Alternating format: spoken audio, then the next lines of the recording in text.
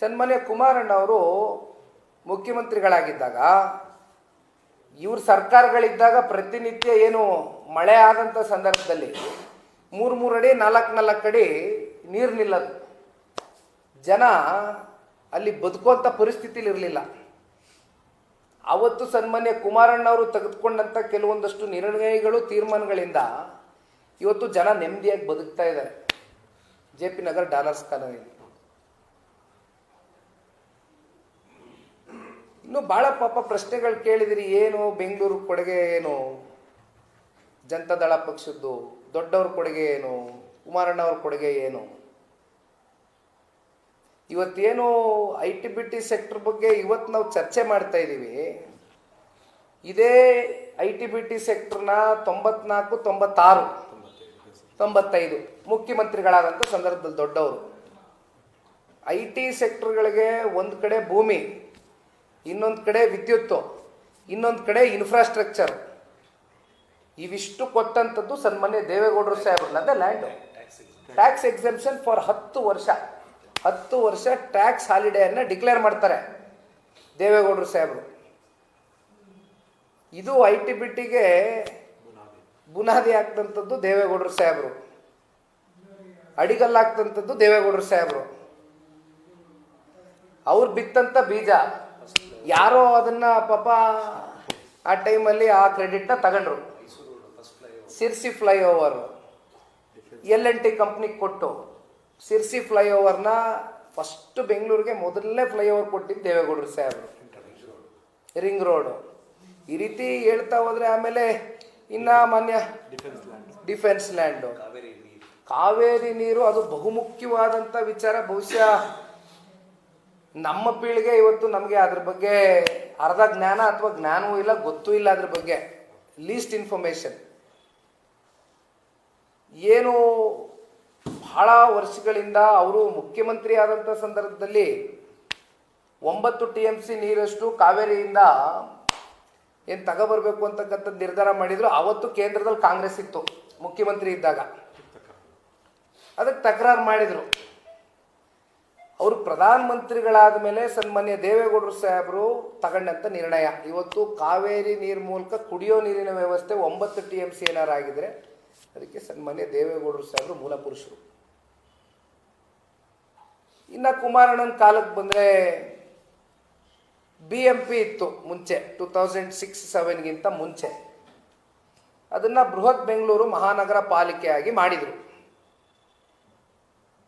ಅದರಲ್ಲಿ CMC 7 CMCಗಳು, 1 TMC plus 111 ಹಳ್ಳಿ ಇವೆಲ್ಲ ಸೇರಿಸಿ ಮರ್ಜ್ ಮಾಡಿ ಅದನ್ನು BBMP ವ್ಯಾಪ್ತಿಗೆ ಐ ಥಿಂಕ್ 246 ಸ್ಕ್ವೇರ್ ಕಿಲೋಮೀಟ್ರಿಂದ 750 ಸ್ಕ್ವೇರ್ ಕಿಲೋಮೀಟರ್ಗೆ ಅದನ್ನು ವಿಸ್ತರಣೆ ಮಾಡಿದರು.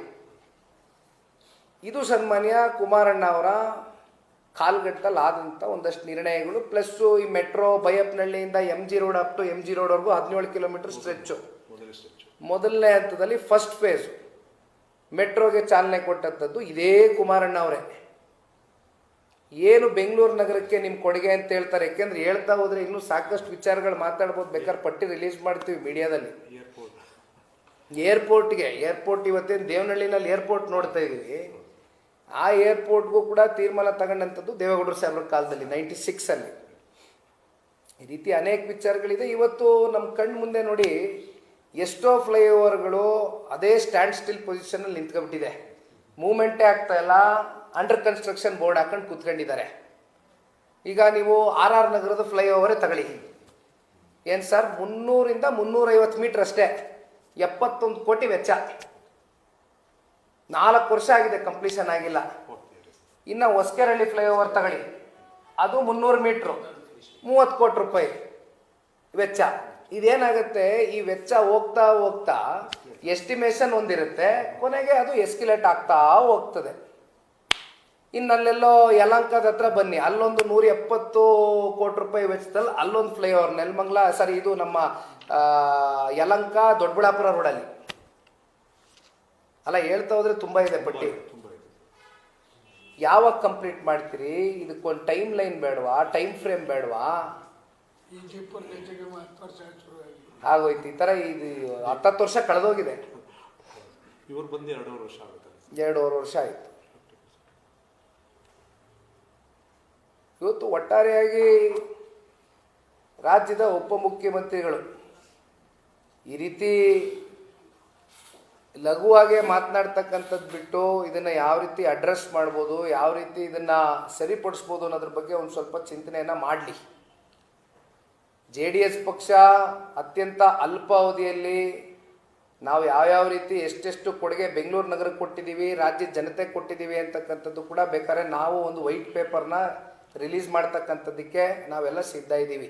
ಅದರಲ್ಲೇನು ಮುಚ್ಚುಮರೆ ಏನಿಲ್ಲ.